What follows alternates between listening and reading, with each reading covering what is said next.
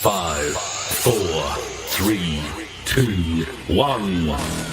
And it's live.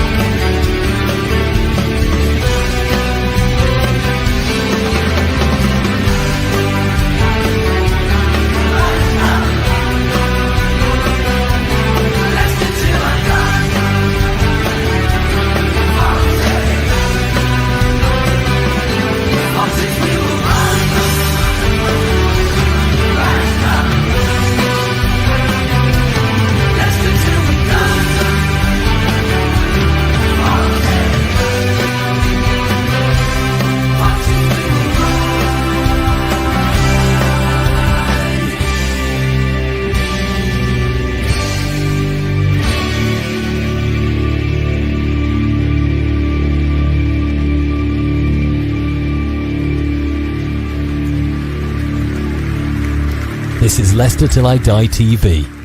Watch and subscribe on YouTube and listen on your podcast platform. Good evening, good afternoon, good morning, good night, good day, goodbye, hello, wherever you are in the world, one of those will apply to you. Thank you very much for joining us. And for those of you that got excited about watching a certain game in Italy, he didn't start. Maybe they're going to use him as the super sub. You never know. This is LTIDDTV1 from Leicester Till I Die. Thank you for joining us live on YouTube, if that is how you're watching. Please do feel free to join in. As you can see there from Craig. Good evening, Craig. Your comments will appear in the bottom right. Please do keep them respectable. If you're watching on catch-up, thank you very much. Add your comments below. And whichever way you're watching us, like the video and subscribe to the channel.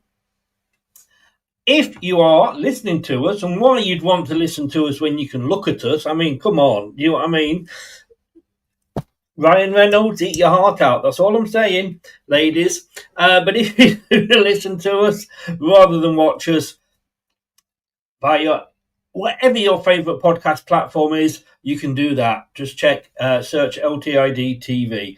I forgot to say this to my guest. I've got two in tonight for the review show. We've got a couple of videos to show as well. No, Brad.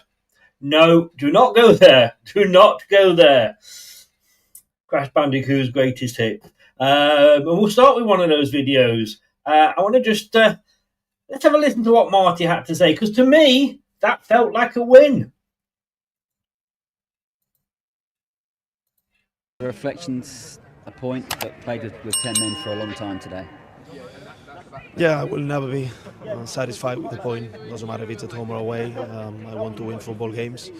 But in the overall, I think that in a difficult game scenario, after all the situations that we went through in the first half, which was not a good first half, I'm satisfied about especially the reaction and the personality that we show in the second half. It was such a big turning point. Did you have any complaints about the red card? No, look, I always say the same, that refereeing is a very difficult job, so yeah, I have my thoughts, but we need to focus on what we can control and what we can do, and in that sense we need to be better on our performances to make sure that situations like this hopefully will not happen again or will not affect us as much as we did today, but obviously to get a red card after only 20-ish minutes is a difficult situation.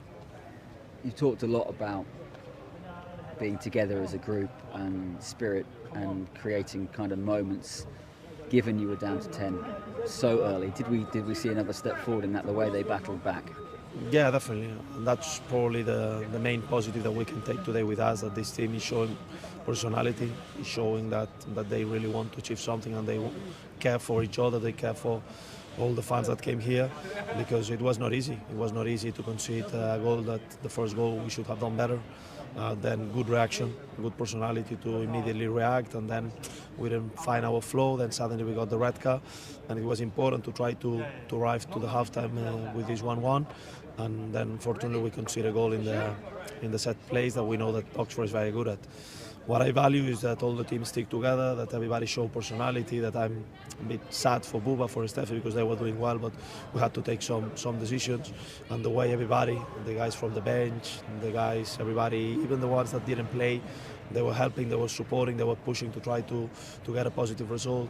The personality that we show in possession, and for me, it was one team close to get the victory in the last minutes of the game. It was us, so that says a lot about the personality of this group. And talk to us about the kind of tactical switch at half-time. It felt quite brave. You came out with almost two centre-forwards on the pitch, and you were able to hurt Oxford more perhaps than you were in the first half. Yeah, we felt that we were getting too flat in the moment that we got Aaron off. Obviously, as a number 10, we felt that it was easy to keep just the same shape.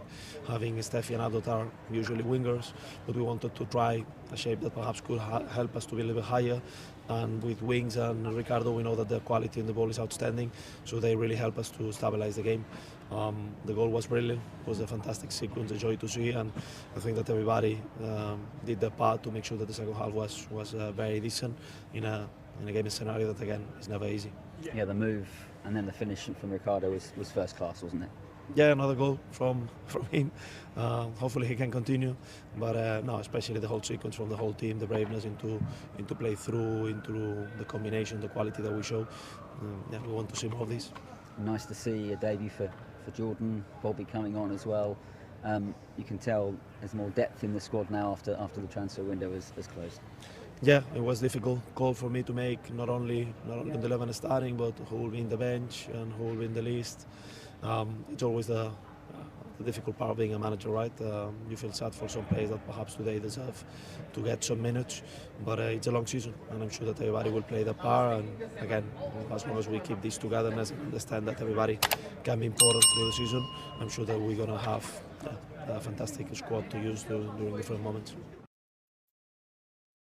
Is it me, or does it feel really, really strange that we've actually got a manager that's talking sense? And maybe we dodged a bullet with a certain manager at Glasgow Rangers and a certain manager at West Ham United. Though still feels like a win. I tell you what, we'll get the guests in. Let's talk Leicester.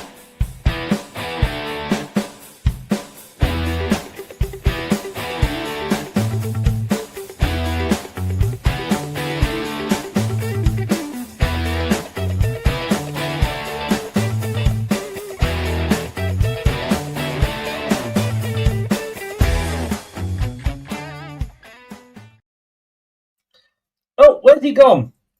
There he is. Gentlemen. Oh, and I've lost Brad as well.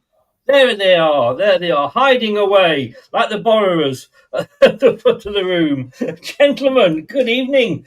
Brad, I've missed this from a manager. Yeah, it's refreshing. It's refreshing to have. Probably in a different style, but it's something I haven't heard come from a manager's mouth since probably the O'Neill days. He's not.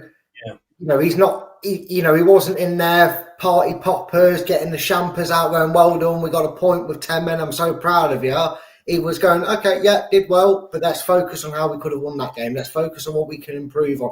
He's giving them a bit of praise and he's already thinking what I was doing, and you saw it live at the game, Chris. Did he? Yeah, he was busy on the sidelines. He was communicating. I know, live at the game, he was there. I can't believe it. Right? Who would have known that's how football's done? But he was there on the sidelines, getting messages out, even before the incidents that we'll talk about in the game.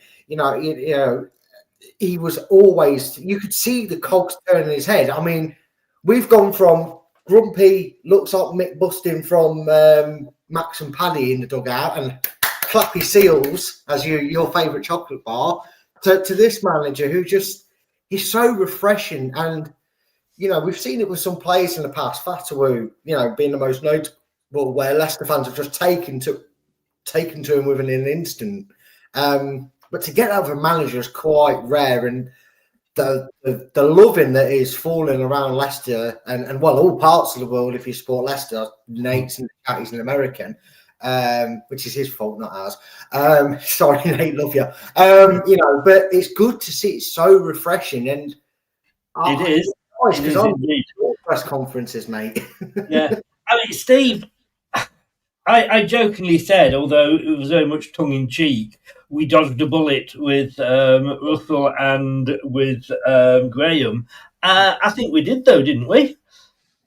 Yes and no. I think it's difficult for you to compare the style of play and the managers that, we don't know whether or not if they come here, they would hit the ground running because they, bring the players in they want, etc., etc. So, but in the grand scheme of things, if you look at how they're doing at West Ham and Rangers, then probably yes.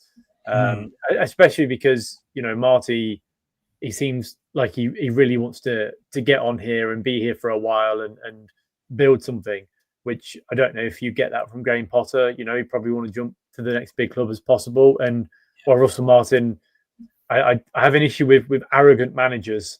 And I don't think there's many managers that are as arrogant as he is. Did you see the press conference yesterday where they were saying to him, are you going to resign? And he's like, no, not leaving.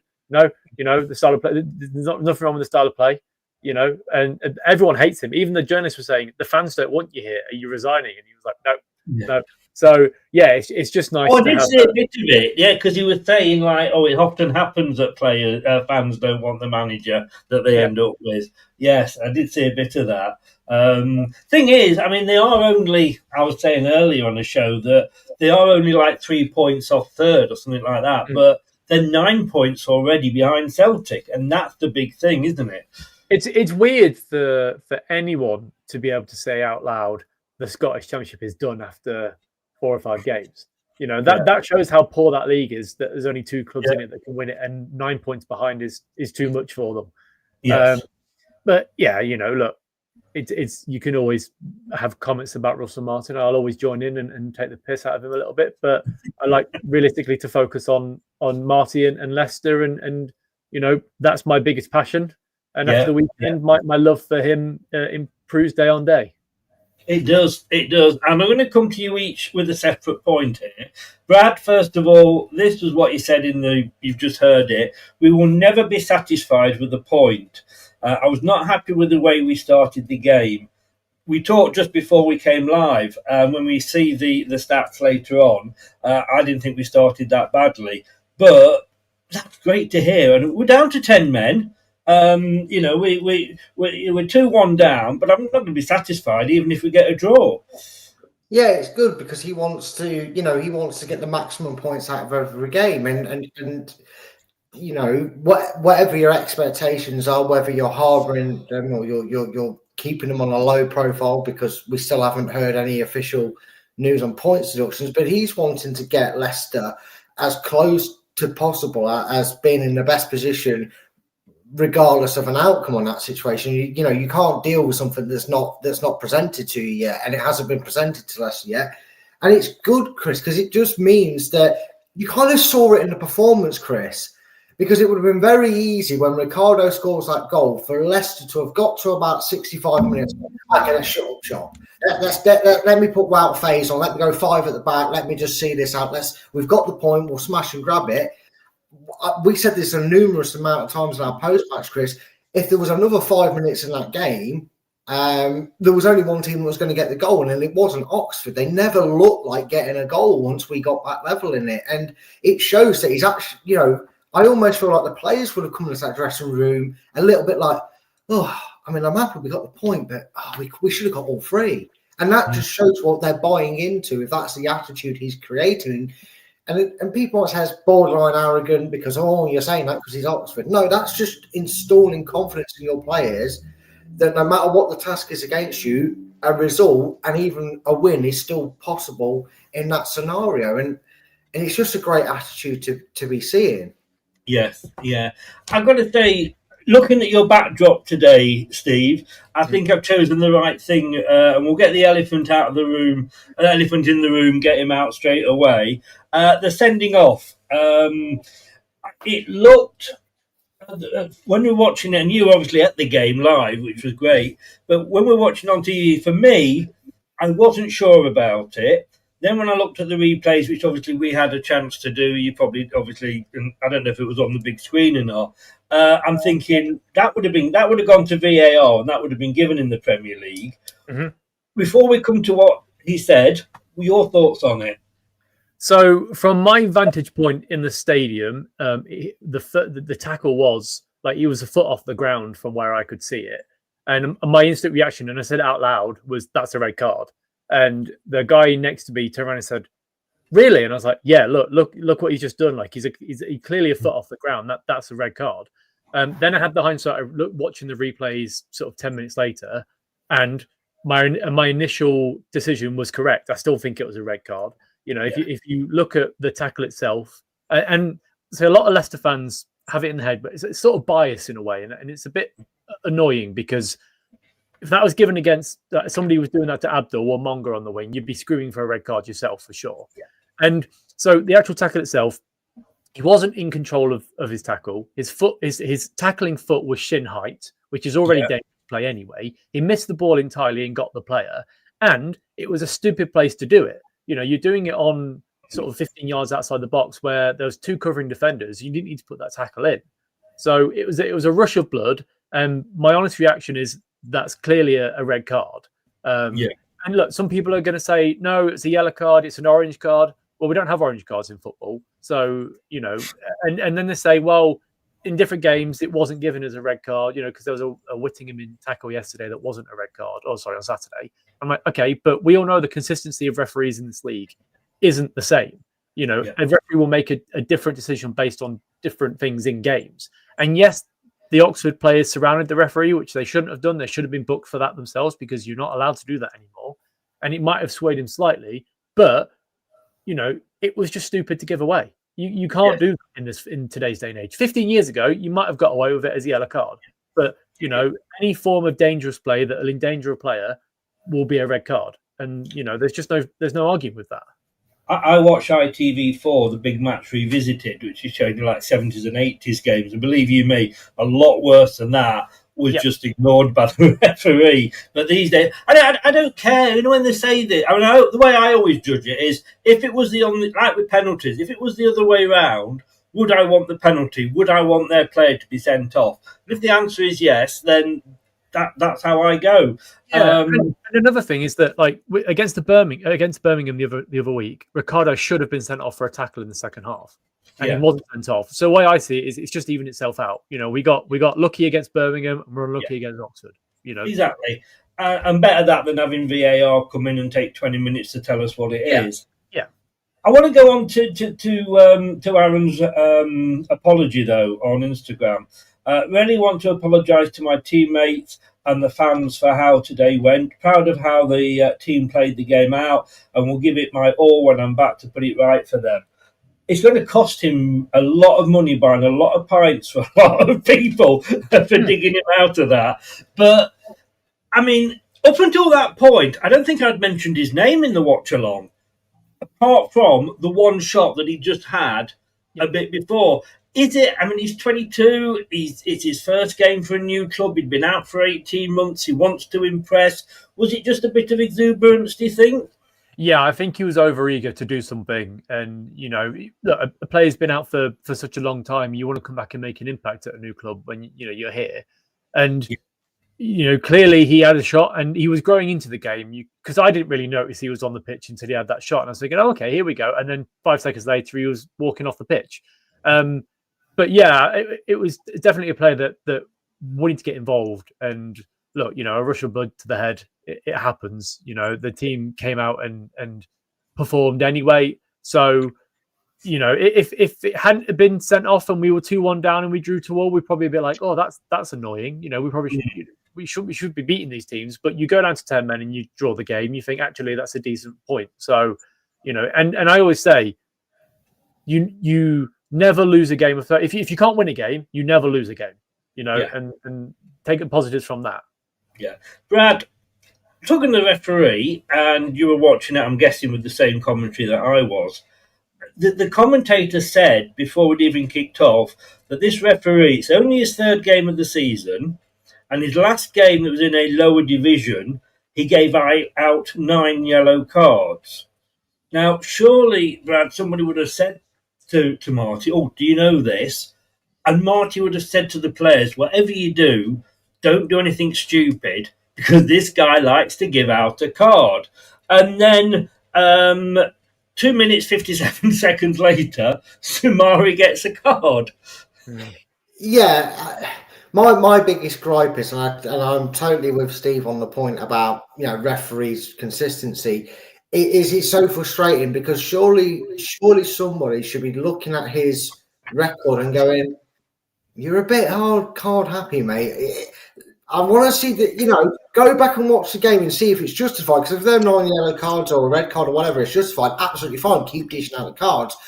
But it feels like a lot of incidents there.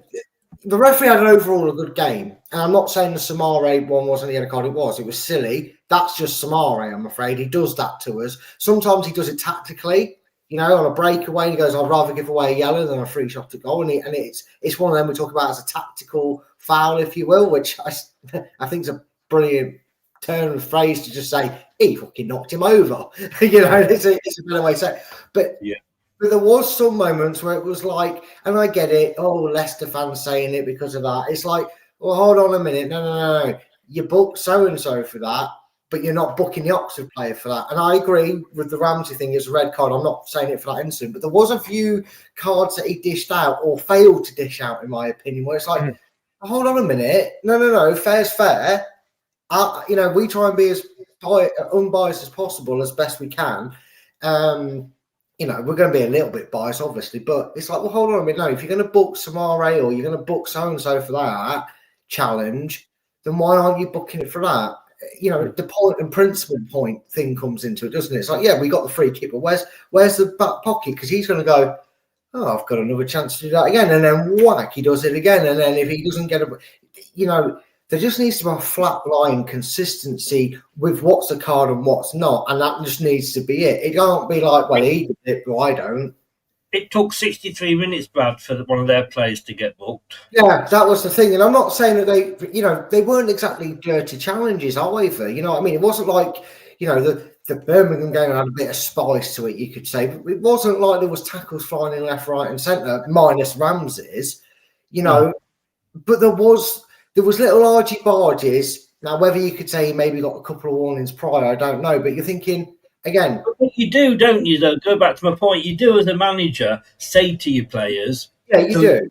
Stupid, And in fairness, Oxford were very much like a pair of knickers on a bride's wedding night. They were going down at the slightest opportunity, trying to get penalties and what have you. I know it's not technically simulation, them moments that you're on about, but you could tell that was a panicked and worried Oxford, that they were trying to do anything to win the game because they were thinking, we can't not win this game. We're playing against 10 men. Can there not be a ruling in place where it's going, you've tried to buy one? There might have been contact, but that's a dive. You've tried to buy a penalty. I've signalled no penalty because he's got the ball fairly. You're trying to influence my decision. Yellow card. Maybe the balance of getting yellow card for diving, though, isn't there, Steve? Yeah, there is. So there was a moment in the game where the ref gave a free kick to us in our box because a player, it looked like he dived, and there wasn't a yellow card there. And look, I guess with referees, so he's had 424 appearances as a referee so far, professional appearances as a referee. So he's a referee with experience. He's only done 20 odd games in the Championship, but he's done 100 odd. I think it was 129 in both League One and League Two. So he's got an experience. But you've got to be stronger in these games. If a player is trying to win a penalty and it's a dive, and you give the free kick, then you should be booking him as well. If you're surrounded by players, you should be booking these players and say, I'm not has that come into force, has it? I know they were talking about it, but I thought they brought it in years ago. Only the captains of each club are supposed to be able to approach. Exactly, which is the case, So the Oxford captain, Matt Elliott, pointed out in commentary, and I know he's got a bit of a love for Oxford because that's where we got him from, but he did say the captain was trying to get his players to go away from it. But still, it should only be the captains going towards it. It should. And I suppose, in fairness to a referee, we're saying, well, he didn't do that in that game. Every game is different. It's not like, you've got a book that says, what to do in every situation. It's like trying to read a book on how to bring a baby up. Every baby is different and every game is different. And he might have been confused by the fact there was only 3 stands rather than 4. So, it's understandable. I love the chants that were like, we've got 4, you've only got 3 or something. That was good. But let's have a look. I'll stick with you first, Steve. This was the starting lineup. I thought we might see a little bit more of other new players. Neither you nor me got this team spot on, or Brad for that matter, in the preview, or as I like to call Brad, the Oxford fan. Pretty much, what were your thoughts on this, Steve? I was a little disappointed, to be honest, when I got the team news come through, mainly because, you know, we were saying about Okoli, and I don't think Okoli had a very good game anyway. But I guess the reason. So when I said to you the other day, Chris, I gave out my first 11. I thought we'd start Monga instead of Mavididi. Excuse me, and I thought we'd see Carranza up front over Ayew, and Ayew drop back. Yeah. Now I understand why we went with Ramsey. You know, he's been training with the team for the last couple of weeks, so that makes sense. Ayew has been in form with Ghana, so again, that makes sense. So I think you can look at it and you say, okay, I understand why he's kept the team as it is, because 2 clean sheets in the last 2 games, 2 wins. You know, you're going to keep the same team. Consistency is key in this sort of league. But yeah, I mean, you know, Okoli, which no doubt we'll go on to at some point, you know, he worries me significantly, and he worried me when I saw his name on the sheet, clean sheet, team sheet, again, because his passing is just not great. So I thought we would have seen Mark Fast come in for him, to be honest, because as much as we dislike Mark Fast to an extent, and some people like him, some don't, he's a bit Marmitey, but he is one of our better defenders, and I would say he probably, you know, would play over Okoli most times. But again, 2 clean sheets in 2 games. You know, it makes sense to keep the same team. But yeah, overall, you can't really complain. It makes sense why he kept it as he did. Just to say, if anybody is wondering what the red crosses or the red background with the white crosses are, those are players that were taken out the game to be substituted, and we'll look at the subs in a minute. I mean, I actually was quite keen, and I know everybody knows my thoughts on Wout Faes, but this season he hasn't done anything particularly bad. In fact, you know, he's turned games when he's come on. I actually had him in my starting 11, and can I just say, I mean, Skip was there, obviously with Samari, and he likes those 2 in the middle, and he had a pretty decent game. And I've got to say, I'm annoyed because I'd got a special video just for Oliver Skip. If you don't want it, throw it in the rubbish. Nice one. I feel like, to be fair, Skip didn't have an awful game at the weekend. No, he didn't. No, that's what's annoyed me, because I had Sam ready to go. You know how long these things take me to put together, Marty. You wouldn't do. You'd back me up, Brad. Yeah, we didn't do well. Ayew stayed on. Daki came on. We'll talk subs in a minute. But your thoughts? I mean, I was pleased to see Ramsey in there. Yeah, I was, for the 24 minutes that he allowed himself to play the game of football. And I know other people kicked off that JJ wasn't on. He'd been on an international break. He'd been here 5 minutes essentially. By the time the ink dried on his loan deal, he had to go to represent internationally. So he wasn't going to play. I maybe would have seen that, depending on how he wanted it, he could have maybe put Ayew in the Ramsey role, and we would have seen Julian play up front, or Julian, or however you want. Basically what Steve was saying, yeah.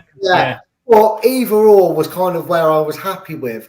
I wasn't actually too disheartened with Monga not playing, because I saw the clip that you put up of you and Craig discussing, and I feel like this season he's going to rotate between super sub and starter, depending on who it is. And Mavididi did quite well, in fact, to be honest with you. I guess depending on his homework as well. And if he's dropping his grades, maybe it's like the basketball. He's got to keep his grade point average up to get on the pitch. Yeah. My frustrations, although he didn't have a good game, is I feel like now the transfer window's been shut. Harry Winks has sorted this out, and he can go back to being Winks and not the wank. Yeah, that's what we'll call him.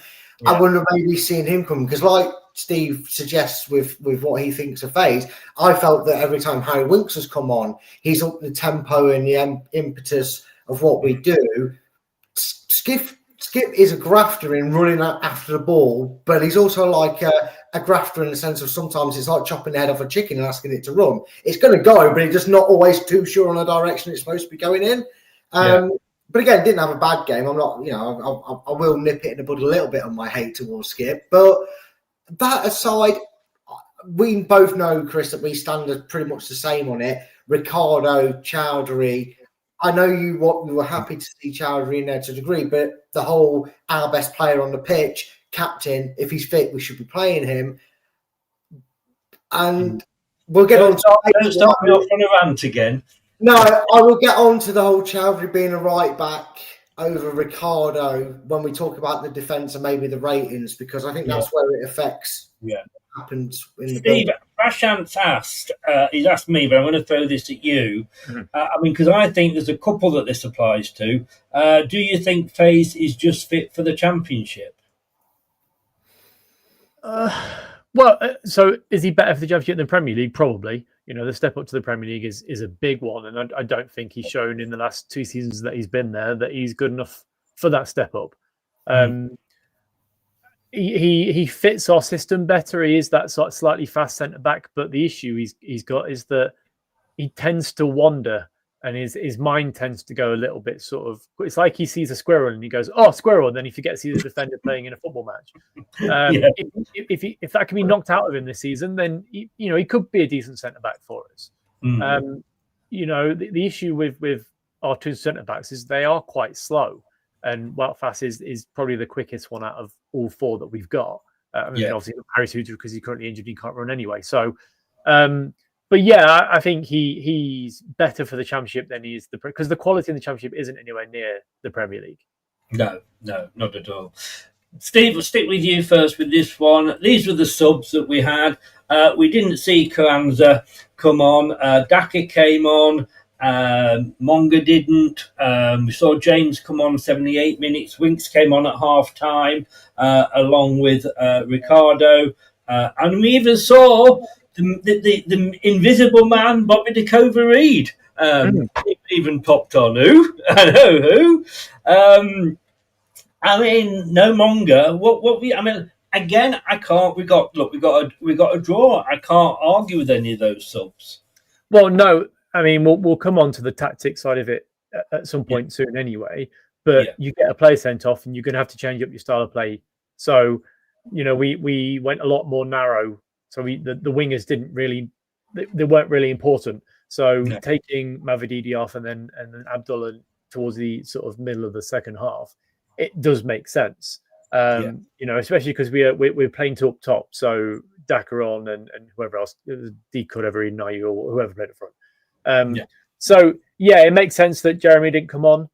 I'm sort of understanding why Carranza didn't come on as well, because Reid is slightly quicker than him. So, trying to hit the ball over the top and break into the box from there. But look, I'm not angry with the subs that he made. They made sense at the time. And especially at halftime, bringing Ricardo and Winks on showed that we were looking to get back into it and potentially win the game. And let's be honest, you look at the Oxford side and their substitution spends compared to ours, it's night and day. Most of our subs would start for Oxford. So, they were going to make a difference. But I actually thought that the second half, it didn't feel like we were a player down at all. No. We controlled the game, and we were, other than an Oliver Skip hesitation before we had a shot, we probably could have come away with a 3-2 win. Indeed. And it's the old saying, isn't it? Sometimes 10 men play better than 11. Something that I asked you, Brad, in the post-match reaction, and I'm going to ask you again here.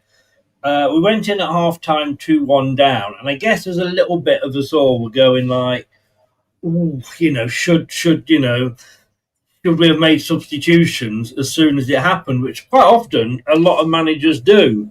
And I thought was it a mistake in not making substitutions until after half time? It's easy to jump to that conclusion. It probably just as easy as it is for me to jump to your answer, Chris. And in hindsight, knowing how the game played out, but I feel like that's what I mean with Cifuentes. He instantly, when he had a breaking play, he instantly got a couple of plays over, got a couple of commands out, and it's almost like he spent the rest of that half concocting the plan. What am I going to do? How am I going to keep us not just in the game, because that's easy to do, slap Faze on, go 3 at the back. Like I said earlier, that's how you keep us in the game. That's how you keep it 2-1. But he was trying to figure out, right, now what do I do? I need to keep us competitive. I need to keep us in a good enough balance that we can still attack and try and get 3 points from this game still and win this game, and not be so open that we then go and concede the third and kill the momentum. And he probably needed that, 20 minutes before half time to sort of go out there and do it. So he was kind of just like, calm down, take a breath, go about it. And then probably probably just before their goal, actually, he was already going, right, I've got my plan. And then obviously Sod's Law, my poor child, Samari, he couldn't have hit a person in my life. But there you go, it is what it is. I'm not sad about it. You can't blame him for that, can you? That's what I mean. That's what I mean. Like my poor child, he got criticised. He probably got slammed for that over goal. Yeah. But I feel like Marty's that manager that doesn't knee-jerk react, because sometimes you do that, and he could, he goes bang, bang, bang, bang, bang, and then someone gets injured. He's suddenly down to 9 men, and it goes wrong. Yeah. So it worked out in the end. That's what matters. I've got to say, my shirt, I haven't got a sponsor on because that's the way that we are this season. I'm just trying my best to fit in this season because I don't want a new kit because I'm not. It's the stripes that put me off the kit, to be honest with you. I was going to say, where's the sponsor gone on that? But then you started rubbing your moves and it kind of took me off the conversation. See, get in his head. That's what I'll be doing as a manager on the sidelines against 10 men. I'll just be going, this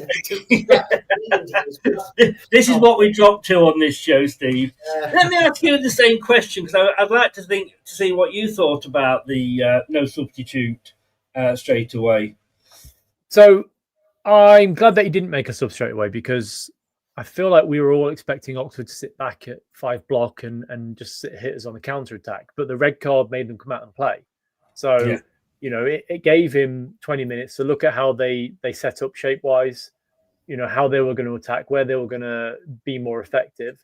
And then adjusted at half time, which gives him 15 minutes to go out there and speak to the players and give them exactly, the information that he needs to give them. So, I'm glad because you can be reactionary in certain situations, but we're only 20 odd minutes into the game.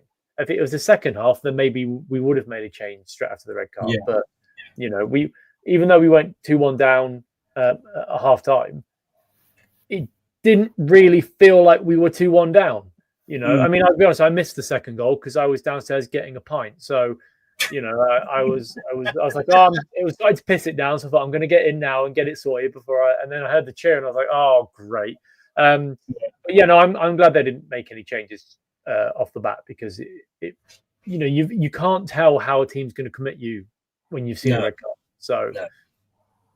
Now, here is the we're going into the stat bit now, but this was describing Leicester. We won't bother with Oxford because they haven't really got a lot of, they haven't got many weaknesses, but they haven't got many strengths. Well, they haven't got any strengths according to this. But Leicester, would you agree with these, Steve? Were effective at creating goal-scoring opportunities from through balls? Not from what I could tell, to be honest. We didn't really have that many opportunities in their box, which has been, you could say that about quite a lot of the games we've had so far this season. I mean, more in the second half when they tired, we were a bit more sort of attacking in the box. But I don't know how effective we were from through balls because I can't remember seeing many of them. And the style, it says favoured through balls. But then again, they said the same about Oxford. Maybe the guy just run out of ideas. But Brad, down for Leicester's weaknesses, it says we were aggressive. I didn't know if that was particularly a weakness. Gave away a lot of free kicks around the box, which, yes, I've got to say we did, too many. Were caught offside often and committed a high number of individual errors. Yeah, the individual errors probably came in that first 10-15 minutes. I mean, I know Oxford said anything you can do, Leicester, with your errors, we can do better for the goals. But the first 15-20 minutes of it was definitely error-ridden. The aggression comes from that red card. That feels like an AI has just been inserted. Red card must have been aggressive. Because I don't think we were over that aggressive. We only picked up 2 more cards. Yeah. One was before the red card and one was halfway into the second half. So it weren't like we came off the pitch with 7 yellow cards and a red card. I mean, is it Is it bad? I mean, what was the other two you said there, Chris? Sorry, Sorry, let me just bring it back up. Gave away a lot of free kicks around the box. Yeah, I mean, again, that's to be expected. And the offside thing, it was a weakness because obviously we were giving away more. But again, it feels like someone just went offsides 1 or 0, offsides 5. Well, they give, but we had tired legs. We were playing with Daka essentially at one point on his own, lofting the ball. I think Skip and Dakota Reed both tried over the top balls to them, and they were trying to stay up as high as they can to give us an outlet. But they're going to get caught offside. Sometimes I look at these things and I think you've just picked individual moments. You've picked segments of the game. Realistically, it's not like we were attacking, it's offside. We weren't like we had DJ Campbell on the pitch.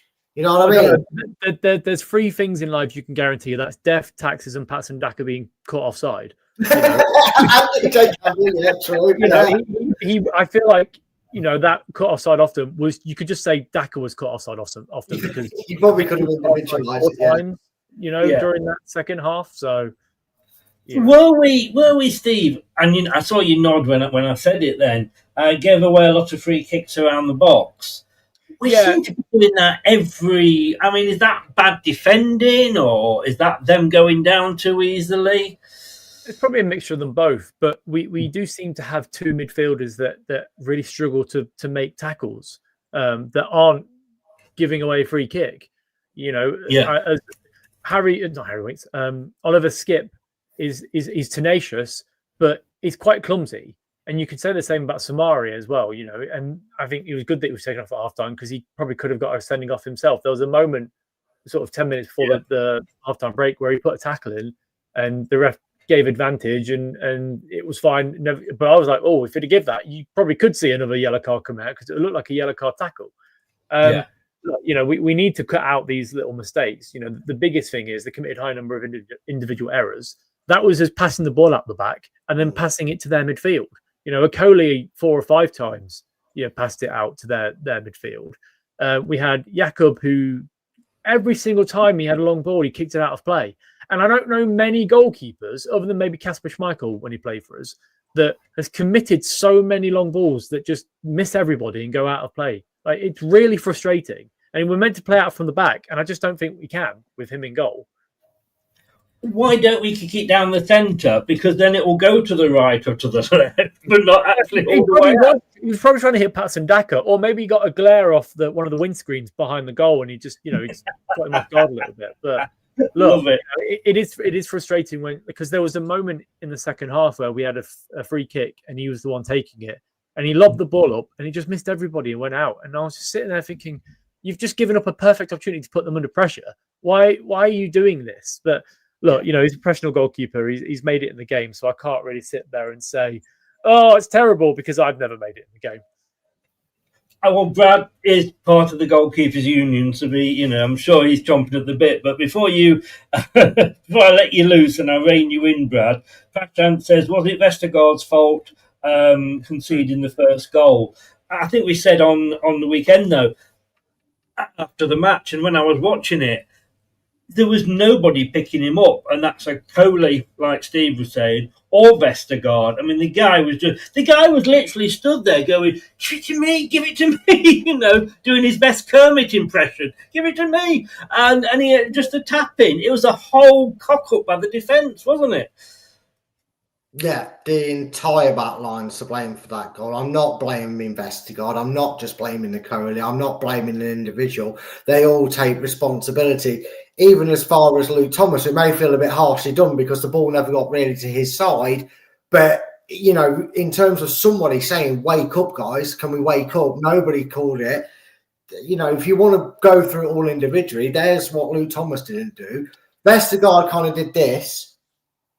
There's a ball coming across it, and then took an age of a dinosaur to stick his leg out, which is maybe where I'd argue the case that if he likes to have a nice, tall, broad centre-back in there, maybe it's time to put Ben Nelson in there, because his reaction speed, I'm pretty sure he's still trying to stop that ball from going in the net now with a sliding tackle, Paul Vestergaard, who's been brilliant, by the way, for us, throughout the season. I'm just saying that a little bit tongue-in-cheek. But another problem we have, and this is where I come into hit and miss territory with Chowdhury as a right back. Chowdhury went and did his best Timothy Castagne impression. And I'm not defending the Cody here, because he should have been on his toes. He should have been alert to any potential rebound, no matter whether you thought Jakob could have done better with the initial save or not. Is he's backing into the player, and all of a sudden he catches a shade of blue, and he goes as if to go, and he look, and you watch it back. He actually does a double take at Chowdhury as if to go, "Why are you here?"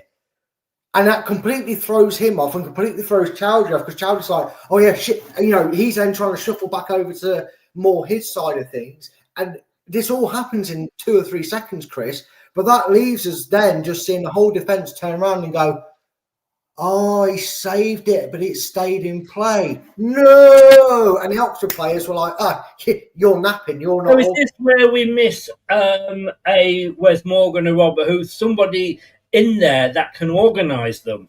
I believe we do. Maybe, Chris, if the captain was on the pitch, because I feel like even though I know we had a standing captain, but I feel like we need a registered, certified, member in that back line to be on that pitch regularly, who gets told, this is your responsibility. If Ricardo's not playing, you control that back line. Like, he's your vice captain, listen to him.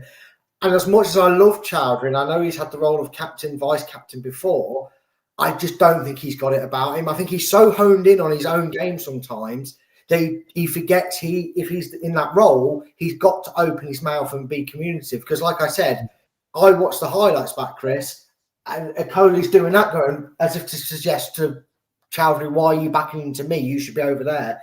So they all take the blame. But sorry, just really quickly, you mentioned Jakob very briefly, but as a goalkeeper, the number one rule you have is you don't push the ball back into your own.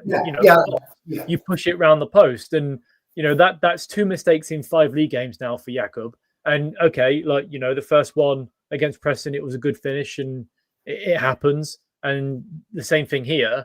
But if you're going to get promoted this season, you need to have a goalkeeper that is consistent and not making mistakes. And so far, he's 2 goals from his mistakes. Because we can have a go at Vestergaard and Okoli and say they should have been quicker. But realistically, he shouldn't have passed the ball back into his own box. And then secondly, rather than standing the player up, he dives in, and then that's an easy pass then across the goal to an unmarked player. So. He needs to learn. Let me just come back at Steve on that, because did he not, when he saved it, he didn't put it back into the box. It was still going to the side. It's just that the defender was so slow in reacting. Yes, but as a goalkeeper, you're meant to push it out of play, not into your own. So if you push it to your right slightly 2 or 3 yards, you're still passing it to another player. There's still an opportunity for somebody to attack you there. The swerve of momentum, it actually ended up being more of I think he was trying to, originally thought he could bring it into his chest and catch it in, but then the swerve continued when it was only half a yard from him. And that's when he realised almost he was a bit cramped in his arms. And that's why he didn't get the full purchase on the push away. Because I do agree with you, he should have been able to push it further out, but he should just be doing better. I think as a number one role, he should be. He will learn. He will learn that. He will learn from that as well. But I do get where you're coming from. But yeah, I think that swerve, that late swerve, is where he just cocked it up a bit, and he didn't know whether to. Hi, Scott. How are you doing? Look, if anybody says, Steve, how does a red card affect the game? Look at that momentum chart at the top. Up until the red card, it was all Leicester virtually, apart from a couple of sections. And after that, Oxford were dominant, I guess you could say. And that, funny enough, doesn't tally up with what I thought I saw watching the game, because it doesn't tally up for me either, because I didn't think we were all over them after that before the red card. So yeah, I mean, I've actually written down here, after about 9 minutes, Oxford are the better team, but according to that, not. But it does show how it can affect, and it does change your game plan, doesn't it, when you get a player sent off? Obviously it has to. But they had more possession. Expect XG 2.1 for them, 0.84, but look again, it's expected, I guess, with the way it happened. But this is interesting for me. Yet they had 20 attempts, we only had 8, but they only had about 2 or 3 on target.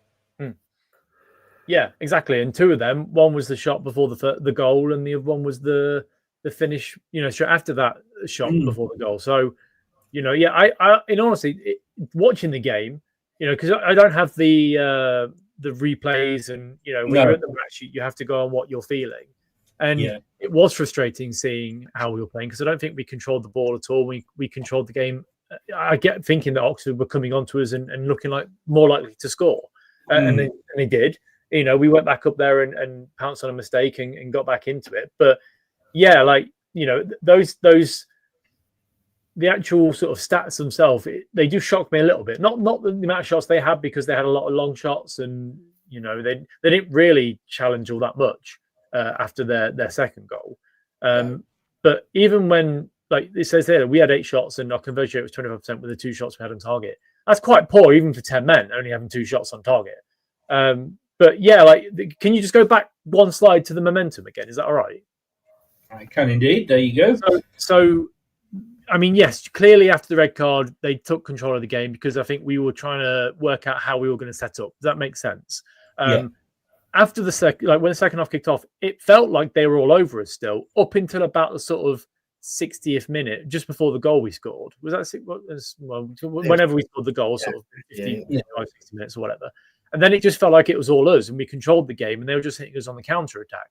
So that momentum charge, it doesn't really scream what we were watching at the game itself. And even the last sort of, I know between our 2 little dips there, that big high up momentum that they've got, I don't see where they got that, because we were all over, we were controlling the ball. So the interesting thing I love, and it was 55 minutes, but you were close enough. I love the fact that one site, which is this, has got Oxford having 19 shots.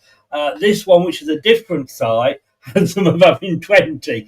Come on, guys, it should be easy to match that up. But as Steve said, Brad, 10% conversion from shots to goals.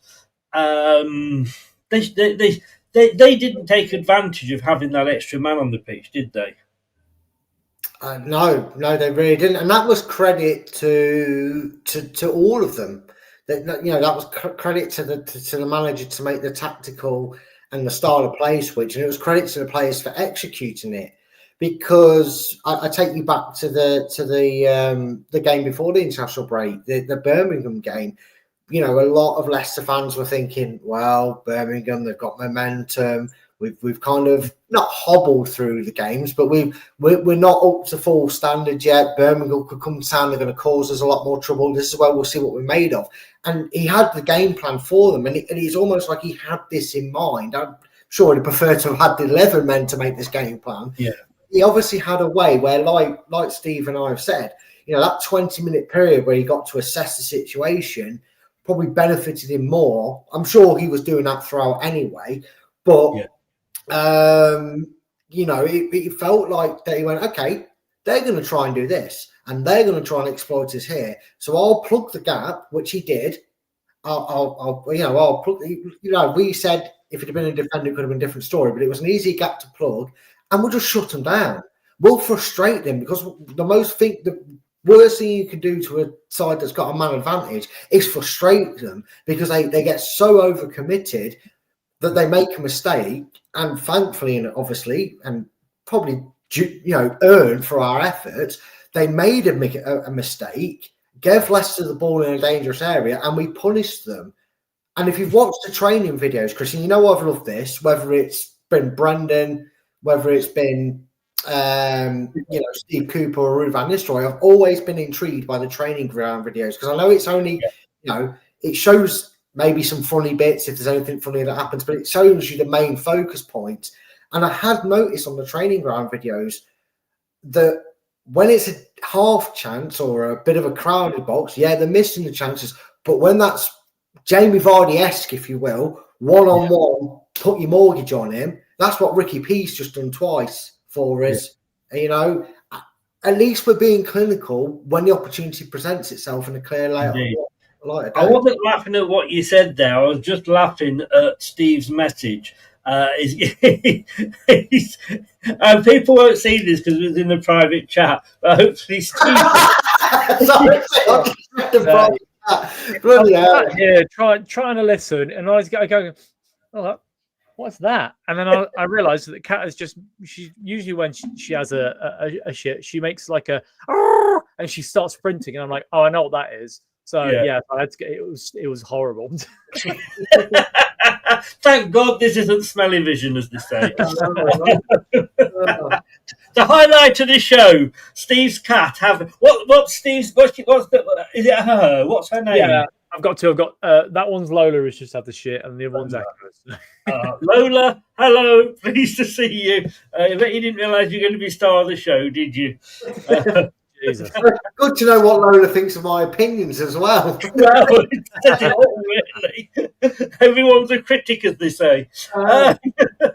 Steve, looking at that top graph there, attack sides. I remember last season, it was all down the right side. Do you remember, Brad? Every time we did it, it was like 50% odd attacking down the right. Where there, and obviously we're in blue there, because the away team always are.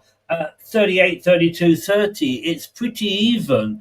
But like you say, when we were down to 10, we did sort of tend to go through the middle more, didn't we? As you can see from the chart underneath, which is showing where your shots are coming from. Yeah, so we went a lot more narrow, so it makes sense that 50% of the attacks in the second half went down the middle of the pitch. And then on the left side, Luke Thomas was bombing forward a lot more, so that makes sense as well. You went top, no wingers on the pitch, you're bound to go down the middle a lot more. Yes, which made it very crowded. But Brad, hopefully Lola's not going to listen to what you're going to say. Are you a Kinks fan, by the way, Steve? A Kinks fan? Yeah. Yeah, not too bad. Not too bad. Only because obviously they had the single Lola, didn't they? I thought you might have named the cat after there. It's probably more Robbie Williams Lola than the Kinks. I didn't even know he'd done one called Lola, so there you go. Brad, let's get back onto football. I think the Caps had enough attention, don't you? Leicester, we did not have a one shot within the 4-yard box. Yeah, well, I mean... Sorry, 6-yard box, sorry. Yeah, and that was probably because, we were nullified in our creativity, I know I said it was easier to plug that back gap, but not having that number 10 in there predominantly, it just didn't allow us to systematically get the ball in the box as often as we could in that 6-yard area. And to be honest with you, again, go and watch the training ground videos. It's something Cifuentes just seems to really appreciate. He, sorry, Brad. I hope that's your cat's tail, Steve. She made herself known. I thought you got Val face down there. Yeah. He's being attacked like Dare the Triffids. He's being attacked there. Sorry, Brad. No, it's perfectly fine. He's glad to get someone who's speaking sense on the show. Give her a mic. No, but one thing I've noticed with Leicester more this season, and I'm sure now some smart ass, maybe you, Chris, will go back and go, actually, Brad, in this game we had 38%. But it feels like, and from what I've seen, yeah, you would if we allowed you the time. There's probably been a lot of goals that we've scored this season that seems to be have the chance, hit it first time. Don't allow a defender or a half-second chance to kind of think and maybe reposition himself. Just hit the ball true when you're in that clear open space. Something that, as Steve, and I agreed with him in the post-match anyway, but Steve already mentioned, maybe had skipped on that, we would have got 3 on target, 3 goals. But unfortunately, he hesitated. And I feel like that's something that Marty would have gone to him. Next time you're in that position, Skip, shoot. Yeah. don't go an extra ball, take the shot. And that's why I feel like our chances are either in the box or if you're fat to from wherever the fuck you like, mate. Yeah, I will say that looking at that graphic and only 0%, in the 6-yard box, I actually can only think of 2 goals this season that were in the 6-yard box, and that was Vestergaard's and Wout Fass's, in the first game of the season. I can't think of a goal where we've been anywhere near that area and had a shot. So, yeah. And do you think? I'll come back to you, Brad, to finish this off. 58% of their shots are outside the box. Now, when you've got an extra person, I would have thought they'd have been trying to get closer. Yeah, it actually surprised me on the momentum thing, and maybe it was a bit of tunnel vision from Gary Rowett in the situation, because the momentum in the second half, they obviously just saw a midfielder get sent off and thought, well, let's go through the middle then, because it just seemed that was their intent. Their intent was they're missing a man in the middle, let's go through the middle. That's where the logic says, well, really, we went narrow. They should have stretched our play out a bit and maybe tried to attack down the wings. And that played into Leicester's and Marty's plan, which was, we'll get men behind the ball, we'll have a block 4 sort of in, not too close to them, but in front of them so we can spring an attack. But if you're going to shoot, you have to either work for another 5 minutes to get it in a shootable position, or you're taking a shot from 30 yards out. And it's probably a good job they don't have a stand, because some of them would have cleared a stand, some of the shots they had, if they were shooting towards us. Yeah. We're going to come on to what you guys sort of thought tactically of the game. Before we do that, shall we have a listen to what Jordan had to say? If we have to. 2-draw here in Oxford on the score sheet. What's your assessment of the overall performance? Just feel like it's difficult to analyze the game now, but I think we got a point, because I think the red card messed up the game. But the boys, we stuck to it. We grinded out, got a result, got a point, and will be a point that will be important for the future. So we'll take it and on to the next game.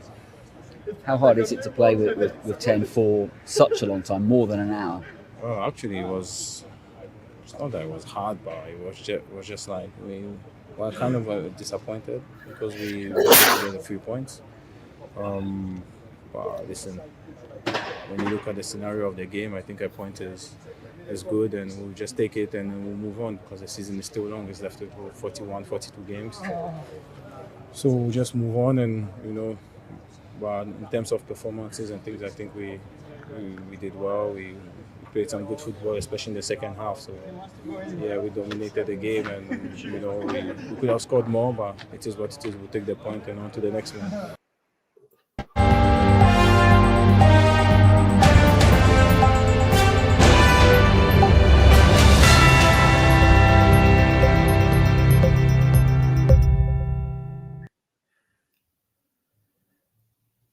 I don't waste my afternoons, I mean, I've got to say, sorry, Jordan, that's got to be one of the worst post-match interviews I have ever seen. I was going to say, I've never seen a Ghanaian man have so little confidence and charisma in my life. What is that? I was sat there going, hello?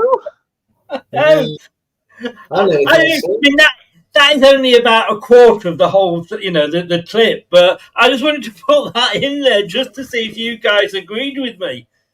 Awful. I don't know why we send him to do press interviews. I've never seen him more I think I've seen Eeyore off Winnie the Pooh more cheerful than him. I know. The first question, it was like, I thought, fucking hell, Mr. Bean's on here. What's going on? He's just making sound effects. He obviously went to more than a football match, to be honest. That's why he's a bit confused. Yeah. He probably went to the Brendan Rodgers School of Charisma. That's what he was. Yeah. Tiring, that was. God almighty. Sorry, that I was chuckling away to myself because I could see your faces in the green room. And bless you, by the way, Brad. I couldn't believe it, but there we go. Talking tactics, quickie each. Brad, anything you want to pick out about Marty's tactics of this game? Yeah, I mean, we could wax lyrical about how he masterminded a plan to get a result with 10 men and change things up, but I actually want to talk about the slight concern that I have with his tactic, and that's the first half tactic.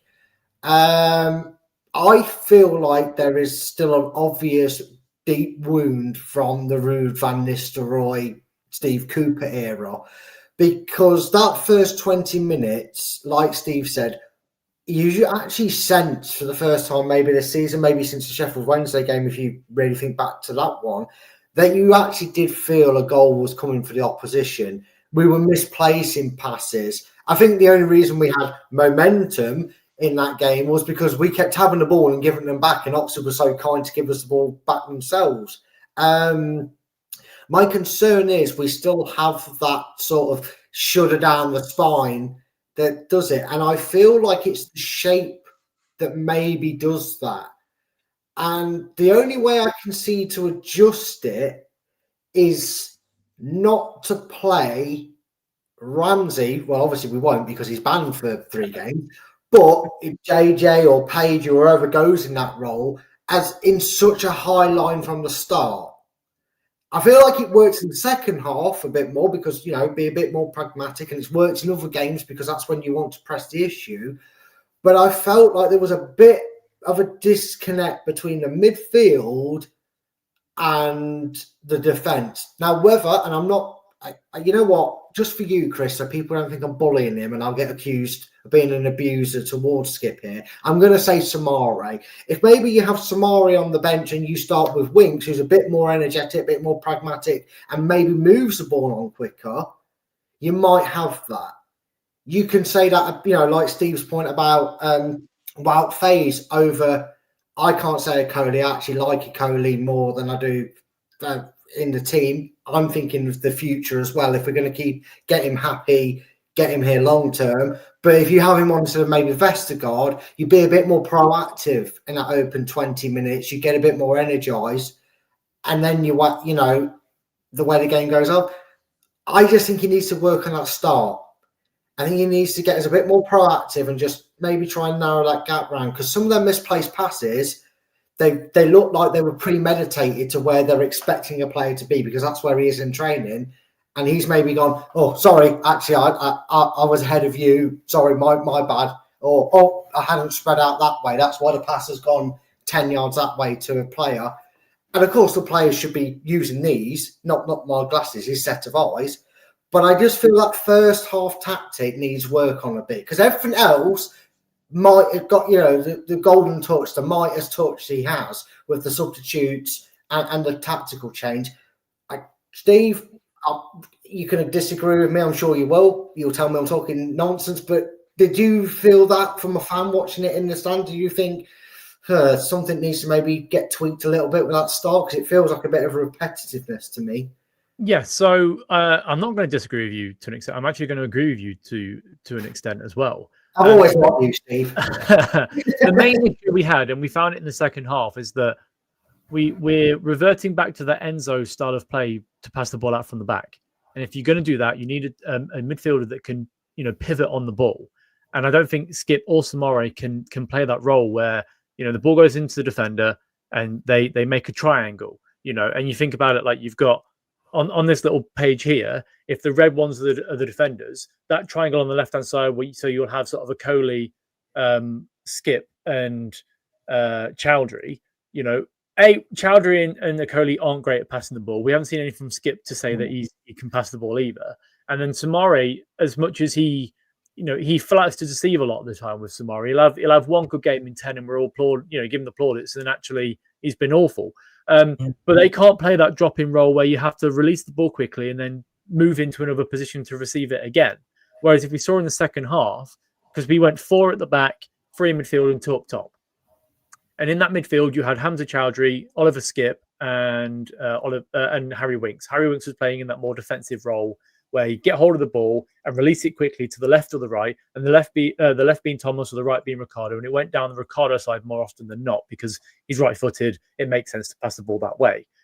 If you're coming up against a team like Coventry on Saturday, who do like to press, you're going to have to put Winks in that midfield, because the pressure that we are receiving, and I think you're right in regards to the disconnect between the attack and the midfield and the defense, is because we don't have players that can turn on the ball and pass it left or right. We have a defender that will pass the ball to a midfielder, and that ball goes straight back to the defender again, and then they're looking to pass the ball back to the same midfielder in the same place. And by that point, the gap has been closed. There's a player on him, and then that's where they force sort of over the ball to the midfield. So, yeah, this whole issue would be completely different if we had somebody like Winks in midfield with JJ or Skip. And I don't like Oliver Skip in that place anyway, because yes, he brings a lot of energy, but he's just technically, he's not as good from what I could see. He's not a £25 million player, that's for sure, for the amount of money we paid for him. But JJ, the new JJ, because there's been several, he will fit in that position perfectly, because you can give the ball to Winks and then JJ can play as that sort of other pivot. And, because we are reverting back to the Enzo style of passing the ball out from the back. So, yeah, I agree with you, Brad. We need to look at how we start games. And if that means that we're not, playing at the back and inviting pressure onto us, we'd be better off. I'll ask whoever wants to answer this, but a general question: is it time now, because we've got until January minimum, that we actually start playing Winks from the start?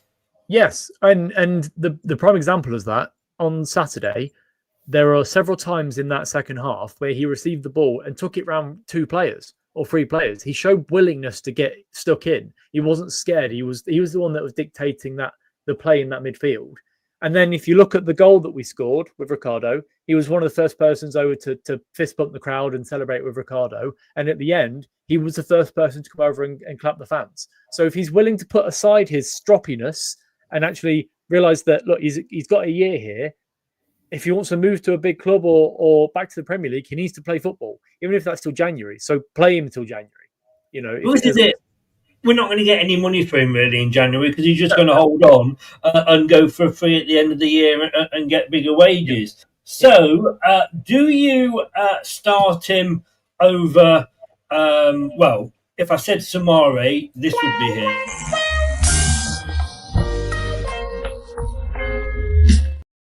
And Brad, of course, or do you start him over this guy? If you don't want it, throw it in the rubbish. Nice one. I think you drop both, to be honest. Winks is good, but he can't fill both. No, but I feel like you drop Skip for JJ and you drop Samari for Winks. Would you agree with that? I'm sorry, Brad. I know Samari's your love child. Yeah, but they also both have their frailties. And to be honest with you, the biggest frailty that's haunted Samari has been the fact that sometimes he's a bit sluggish. His head goes, sometimes his head's not, He doesn't look up.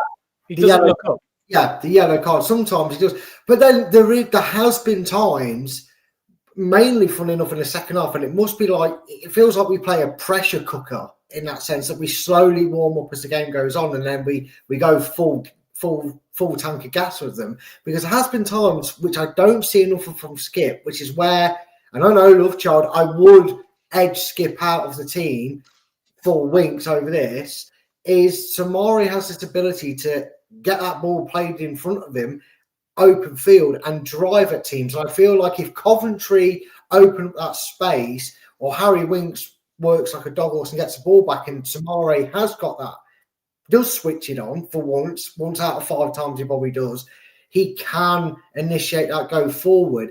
It's interesting that Steve makes the point that maybe both come off with JJ coming on. I just wonder where Lewis Page is at in his level on what, From what I've read today, it looks like Page could probably be coming back for Coventry. Yeah, I play for Coventry. I mean, against Coventry, obviously. Yeah. I liked what I saw of him against Birmingham, and I still am under that impression that the more game time he gets, the more we're growing confidence. Is this a chance with how versatile JJ is? And I love the fact that he's so hungry to make this his home. He wants to be at Leicester. He's already made that statement several times. No camera under the nose is forcing that out of him, twisting his words. That's as he says. But can we use that energy and that enthusiasm and put him in that role where Page would play? I know that might people might say that then pays his confidence, but then do you still keep him there, or do you put him in that midfield role where he's probably more suited to?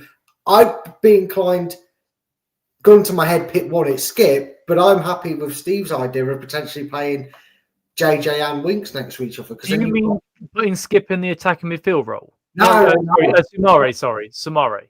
No, playing. Okay, good. Because JJ in that role, keeping Samari on and Winks. Sorry. Yeah. So my main issue with Samari, and I'll say it to him blue in the face, is that he's the amount of years he's been here. I know he buggered off to Seville for a year because he didn't want to play in the Championship. He turns it on for 10 minutes every now and then, and it makes Leicester fans go, "Oh my God, there's a player in there." But then you're then sort of, you've got a passenger for 80 minutes or sometimes 90 minutes of a game, and you can't have players in this league that only turn it on every now and then. If he's not going to play football and work in the system and make decisions that a professional footballer should be making, he shouldn't be playing. And I know he's on a big amount of money, but you've got JJ coming in, and his impact off the bench already at the weekend with him running back and putting in a couple of tackles. I would have that 11 times out of 10, because at least he's showing a willingness to put the ball in. He's good on the ball and he wants to be here. Whereas it's clear that Samari doesn't want to be at the club. He was going to leave it. Question. So I'm looking at the time and I've got to get the ratings in. Yeah, Steve. One quick question. Quick one-word answer. If Samari hadn't been on a yellow card, would you have swapped Winks for Skip, or would you have still swapped him for Samari? I still would have swapped him for Samari because, just really quickly, he wasn't having a good game anyway. So at that point, take him out. Fair point. Right, we're going to move on now to the ratings, and we're going to have to go through this quite quickly. So where possible, just points only. But we'll do that straight after we've done this. Hello, Matt Elliott here. Hi, Alan Smith here. Hey guys, Ian Hume here. Hi everybody, Jerry Taggart here. Be sure to watch Chris and Leicester Till I Die TV for all the latest Leicester City news and information. You can also subscribe on YouTube and various social media channels for the latest updates and news on Leicester City Football Club. Come on, you foxes! Right, so we're going to quickly run through these player ratings, obviously starting with the starting 11, which seems the obvious place to start. So, Brad, I'll come to you first, and then Steve, and then I'll tell you what Jordan did. Start with Stolarczyk, Goalkeepers Union. Brad, out of 10, what do you give him? To be honest with you, apart from the goals, he didn't actually have a lot to do. And that normally gives a keeper a lowish rating anyway, because if he's not pulling saves out of his rear end, he's not having an effect on the game. I'm going to give him... I'm going to do what you did, Chris, with the team rating. I'm going to give him a 5.5. I'm not really. Don't worry. I'm going to give him a 5 because whilst I did defend him in the situation, he could have potentially done more about their first goal. Yeah. Steve, we don't do halves, by the way. Just in case you so Brad tries to sneak a half in every now and again, or so Jess tells me. But Steve, what are you going to give Stolarczyk? I'm giving him a 4, not just because of his performance in goal, and he could have probably done better with the second one. I know it wasn't really his fault, but as a goalkeeper, your reactions need to be slightly better than that. Is the first one pushing out into open play is a bit poor, but mainly because of his distribution. I don't see how a professional goalkeeper can lose the ball that many times and give the ball back to the opposition. So I'm giving him a 4. He needs to improve. Yeah, 5-4. Potato. So 4.5. Yeah, is that working? You're the new boy, Steve. Jordan in Leicester City Live gave him a 5. And he basically said what you guys saying. It wasn't the easiest of shots to deal with, but he'd be disappointed he couldn't push Phillips' volley further away. Hamza Chowdhury, Brad. Hi, Jack, by the way. This is difficult because, look, they're all at fault for the goal. So I'm not going to, I know I made the point of him, probably being a bit out of position for it, but they all made errors for it. He just didn't seem as pragmatic as he had been. And I feel like maybe he started to think, if I don't play well here, Ricardo's going to take my place and come back in because he's the captain. And I think he tried a bit too hard at times. I'm going to give him a 4. I don't think he was that great. Interesting. Steve? So I'm basing all this on what I saw at the game. I haven't seen any. Yes, no, that's what I want. Yeah, because obviously Jordan was at the game, and Jordan. Yeah. So this is what I wrote down after the game for me for these choices. I actually give Hamza a 6 because whilst he was weak at right back, when we moved to the free midfield, he was better on that right hand side, and he was the better of the CDMs in that position. He put himself about a bit. I was a bit put out why he went off in the end, and we instead of Skip. To be honest, I probably would have kept Hamza on and took Skip off. But yeah, I gave him a 6. I actually think he didn't play that badly. But defensively, yeah, I think we need to take him out as right back for next game. Here's where you just look at Brad's face to see his reaction. Jordan gave Hamza a 7. He hates Jordan. Even I'm a bit like he didn't. What? This is Jordan, mate. Elliott, you watch the game. Jordan goes to the game, but he sits like this, mate. He just makes it up. He makes up numbers. It was yet another strong outing from Chowdhury, who was confident and crisp in his forward passing and diligent in his defensive work. He looked as comfortable as when moved into. He looked as comfortable when moved into midfield. I mean, I've got to say, it is all about opinions, of course, but I do love Brad's reactions to these, which I think we might get for a few more players as we go through this, knowing what Jordan's given him. A Coley, Brad. Look, I agree. His passing was wayward. It wasn't his brightest or best game, but going forward, he's going to be our centre back. Just purely based on contractual reasons, if anything. So we've got to stick by him. Wasn't his greatest game. Game got easier, weirdly, when we got 10 men for him to defend. I think he was a bit more comfortable on the ball. Well, I've got to give him 5. I think he repaired. They all sort of repaired the damage on the back line with the second half by not having too much to deal with. Steve? I'm giving him a 4. I think his passing out, it put us under pressure. I'm feeling that was coming from what you said earlier. Yeah. I feel like he was probably one of the worst players on the pitch because I've never seen a defender who's so big get so outmuscled out of the way all the time. Every time the ball went over at the weekend, he'd just get pushed off the ball, and you're like, look at the size of you, mate. And his passing put us under a lot of pressure. I feel like he needs to improve significantly because he hasn't.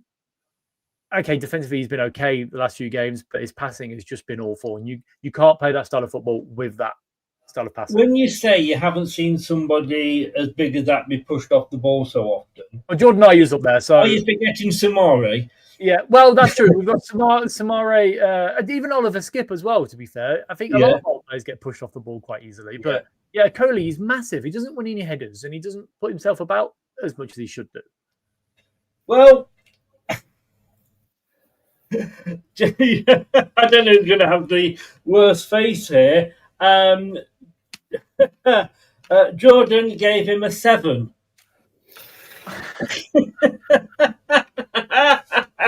That was a double. That was a double disgusted look reaction there. He still had tricky moments on the ball, but his passing was better in general. Defensively, he won loads of headers in the first half, reading danger really well from crosses. Perhaps didn't react quickly enough for the Oxford opener. No, actually, this isn't nice because this goes out to any parents that are currently going through a turbulent time with a teenager. Maybe they're getting, lured away with drugs and alcohol. let them read Jordan's statements and ratings on Leicester players after this game and tell them this is what happens to your brain when you drink too much and have too many drugs. Because that is, and I love the bloke, and I'm one of his bigger fans. A 7 from him is ridiculous. I think, Steve, you are getting a big friend already with your thoughts on Twitter. Is he on Twitter? Because my God, I'm gonna send him a DM. If you do, tell him I want to. We'll YouTube box him. He can have a tag team partner. We'll YouTube wrestling match with him. We'll both. He is on Twitter. He is on Twitter. Invite him on. I think I know what happened, guys. I think he wrote a 1 and then someone nudged him, so it looks like a 7. I think he was dropped on his head as a child. Yeah. Maybe. I think he was dropped on his head as a child. It must be. And the nurse was a basketball player, so she kept going. Can I just say you'll have more opportunity later on to have more goes at him. Let's go to Vestergaard. Brad. I like Vestergaard, but I feel like Prashant said it about FaZe earlier. This is his level. My problem is when we do switch up to the second half tactic, and it happened a bit in the first half early doors as well, we play a high line. If I'm not wanting FaZe or a Coley to be that man that drops back deep to cover his arse when he gets... He's leggy. He's not going to be able to run and catch the striker. And a few times, one of their players got free of him, and he was quite fortunate that he had no one in support, so he had to wait for teammates to get with him. If you want a 6 foot something lamppost who's got a bit about him and a pace and maybe can pass a ball, maybe now's the time to give the ball to Ben Nelson and get him on the pitch. I don't know. I understand wanting him on there, but he's getting exposed in this division earlier than he did 2 seasons ago. It's a 4 from me. 4. Here comes an 8 from Jordan. Steve, I'm laughing. I don't know what's coming up.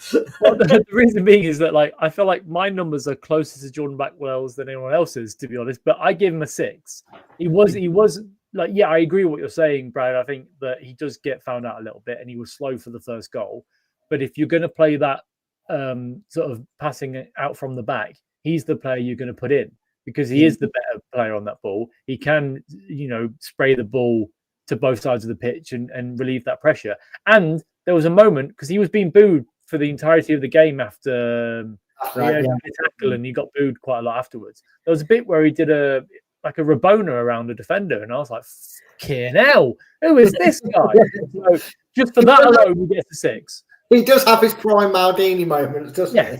Yes. Well, Brad, you'll be pleased to know that Jordan went 7. He stepped in at times, but also saw his opponents bounce out of challenges with the ball. He was very good when City were under pressure in the second period, making timely interventions. Luke Thomas, Brad. Normally I could predict what you're going for, because you're pretty much across the board with your, Yeah, to be honest with you, it was more quiet games. Obviously, look, losing that attacking impetus for that 20-odd minutes, he's not going to be as involved going forward as he was in the first bit, but we took so long to get started. It felt like we saw 5 minutes of Luke Thomas bombing up and down that wing, and we didn't really hear him. This is the bad side. And obviously in the second half, Oxford went through the middle. Don't really remember him doing much, but didn't do a great deal wrong. I've got to give him a 5. Number 5. Steve? I've given him a 4, and there's 3 reasons why. The first one being there was a moment in the second half where Oliver Skipp was down the left wing, and rather than passing the ball, he passed it back. I think it was 3-on-2 at the time, and we could have broken free, but Thomas passed it back for some reason. Secondly, the free kick that he had, where he dinked the ball into the box and just went out of play, when that was honestly the cheer that he got for doing that might have been one of my highlights of the game. And then the last thing, we had a throw in right at the death, and rather than clearing a player, he threw it straight to their man, and the ball got cleared, and the ref blew the final whistle. So I've given him a 4 because, my God, if he just had a bit of a brain, he'd be a decent player. But what the hell was that free kick? Honestly. I just want to take you back, Steve, because you said not so long ago that you felt your scores were very close to Jordan. I'm guessing this one isn't. He's got a 9, isn't he? He got a 7. Just fuck off, Jordan. Just do it all the favour. See, what I don't like about scores that other people give is, as in like the media and stuff, is because like they see 7 as the average. Anything below 7 is a poor game. Well, actually, 5 should be the average. Anything below a 5 is a poor game. Anything above a 6 is average. Yeah. We rate them out of 10, so surely the common sense tells you 5's. Yeah. 5's benchmark. In Britain, he blocked Pachetta's shot early and stuck to his task, doing the defensive basics well. He perhaps sometimes stood too far off his man, but that's a minor quibble for a decent showing. Oh, wait, hang on. I just want to say one more thing as well that he did in the first half. He got smashed in the face with the ball, right? And he stood there, and then 4 seconds later, he fell on the floor, to which we all cheered. And then he got back up a second later, rather than like hold it, because he started to hold his head, and he was like, "Oh shit, they've still got the ball and not blowing the whistle." So he stood back up again. What are you doing, mate? Just defend the ball. 7, my arse. We got Steve. My arse. No, I'm gonna have to clip my arse for the. Whoa! Don't do that sort of thing to your arse. Don't stream that on here, please. Well, that's on the late night edition. Samare, Brad, if we can just speed it up a little bit here. That yellow card killed him, and once he got that, he kind of ebbed and flowed in and out of the game. Like Steve said, I'm going to have to give him a 4. 4. Steve? 4 for me as well. Yeah, the yellow card, screwed him up a little bit, and then he was a bit sloppy on the ball. So I think it made sense taking him off at half time. Can I say, you both agree with Jordan because he gave him a 4 as well. Oh, fuck, I give him a 3 instead then. Yeah, 3. Come on. At this point. I've written 4 down. There's no going back on it now. This is why I want halves. There's no way we can agree if we give him a 3.5, but no. No, we're not getting halves back. Right, coming up next, we've got... Well, if you don't want it, throw it in the rubbish. Nice one. Yeah, Mr. Skip, Brad. It's bad to say that this is one of his better games in a blue shirt, and I'm still not that overwhelmed with how he performed. That chance, he redeemed himself a little bit if he takes that chance. 4. Steve?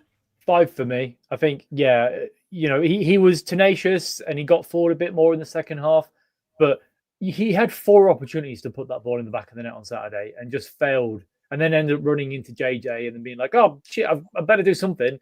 Yeah, one of his better games, but even then, one of his better games is below average compared to other people. Michael's gone a 1 for Samare. Can I just say, after that we did the post-match reaction after the game, I kind of went as a joke, my man of the match was Skip. Do you remember, Brad? Yeah. And the awkward thing was that and I can't remember which one it was. One of the other panelists said, "Well, I was going to actually say Skip if everybody hadn't gone for this other guy," and I'm like, "I was joking, But he also gets a 5 off Jordan as well. So, 2, you're very close with there. I think it there. Stephen Jordan. I like that. Don't know who's on top, but here we go. Ramsey, Brad, for the 24 minutes he was on the pitch. Good shot, awful challenge, 0. Sorry, one of the worst debuts you could have. He had a shot, didn't do anything else, and got himself sent off with a horror tackle. Lucky he didn't break his leg. It was like Hamza against Newcastle years ago. Maybe that was finally justice for it, because we all remember that one, but yeah, 0. That's a terrible debut. I mean, it's not his debut, let's be honest. But didn't he score an own goal and a red card for that game in Dublin? Yeah. So that's my barometer for debuts. I've given him a 2 because he was growing into the game, but the silly tackle, it ruined it for everybody else. So it's a 2.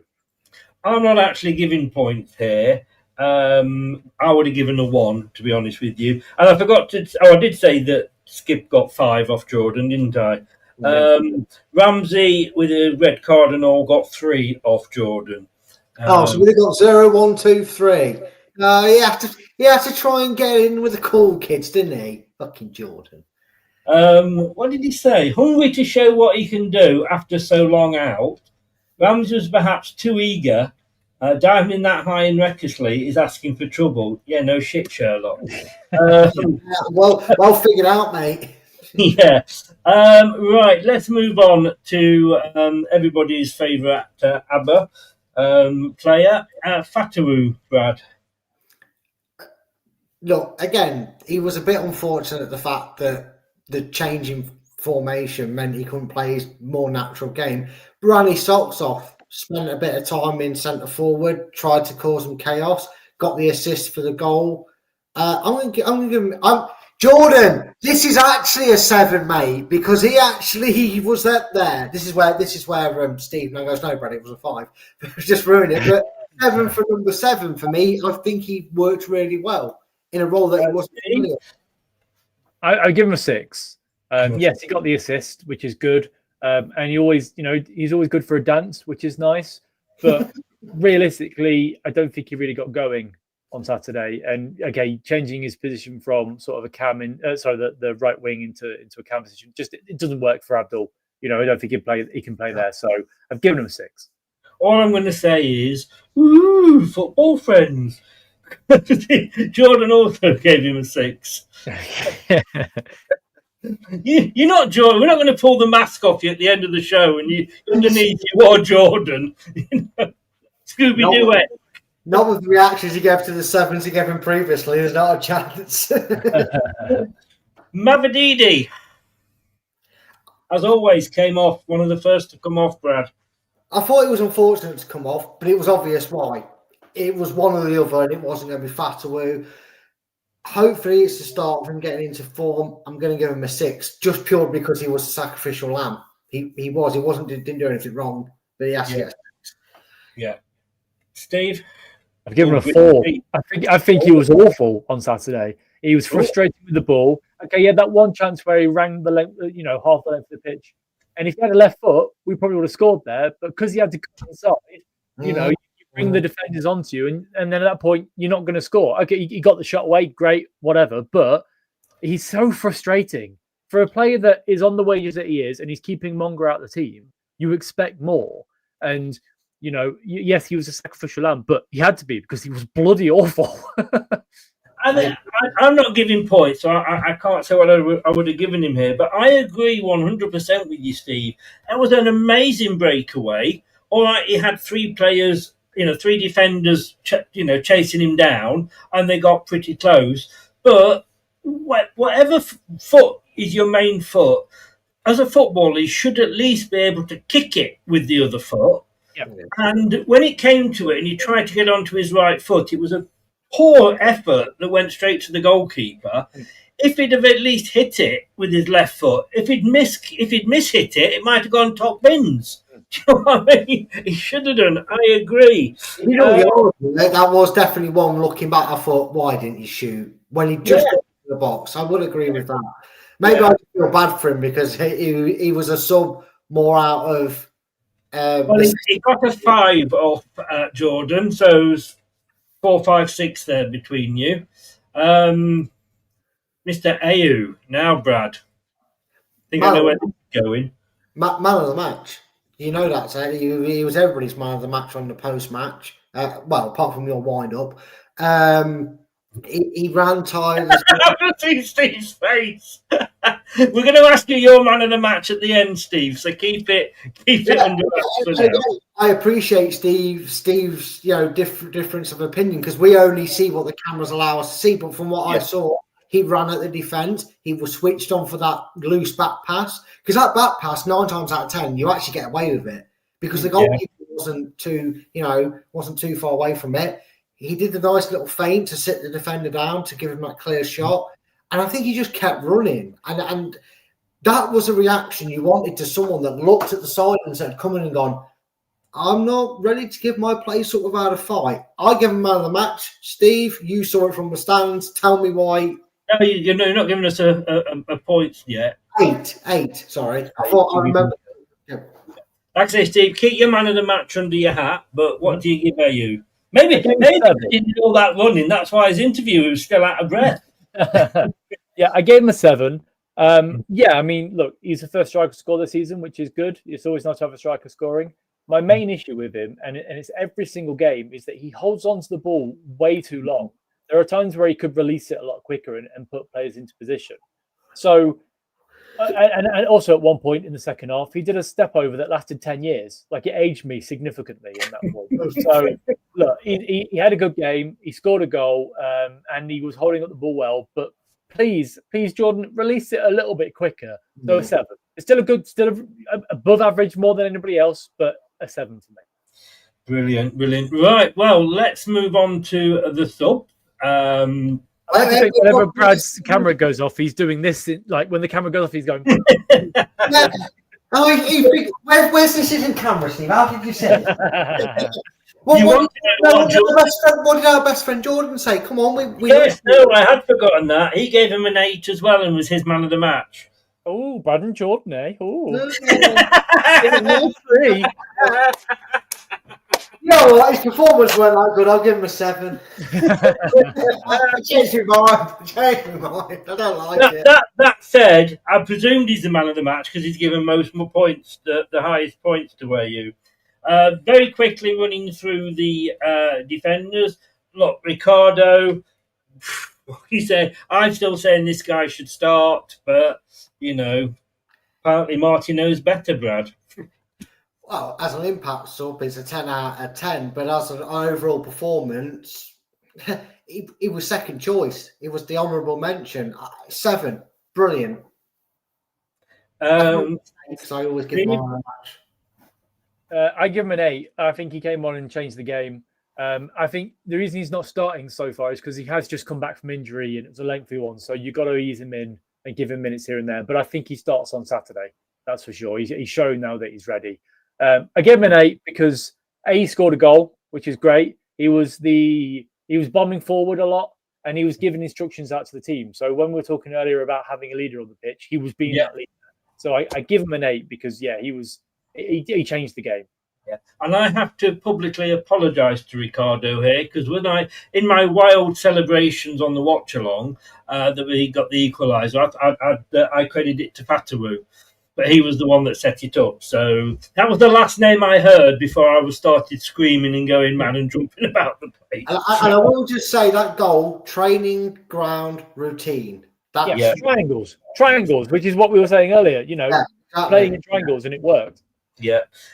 Just very quickly, if he is starting, where do you start him? Right back. Yeah, right and back. Where do you put Hamza? On the bench. Yeah. Interesting. I love the way you answered the position and I answered the Chowdhury part. You rehearsed that before. The cameras, we knew that question was coming. You were about to be my new best friend then, Steve, but you blew it right at the end. Winks, Mr. Harry Winks, Brad. Look, why this guy isn't starting, I don't know, because, as Steve said, look, he was one of those first ones over to celebrate, one of the first over to applaud the away fans. Yes, he's had a falling out, but look, we've all fallen out with bosses and workmates before.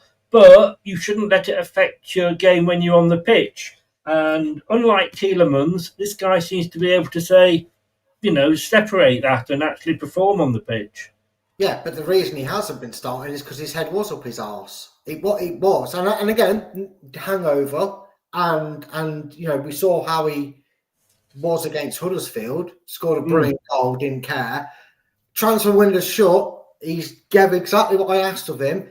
Sort your head out, get your head out your arse, put that shirt on with a bit of pride and play well. He did. He gets a 7. And could I just say, I don't think I said what... no one cares. No, we've had enough. He gave Jordan gave Ricardo a 7. You've given 7 for Winks. Steve? 7 as well. I think he was the one that changed the game because it made us more assured in midfield. He was dropping back more often than not to pick up we looked a lot better in defence because he was receiving the ball. There were moments where he was taking it past 2 or 3 players and releasing it. So yeah, I if there was points, halves or whatever, I'd give him a 7.9, but we can't, so it's got to be a 7.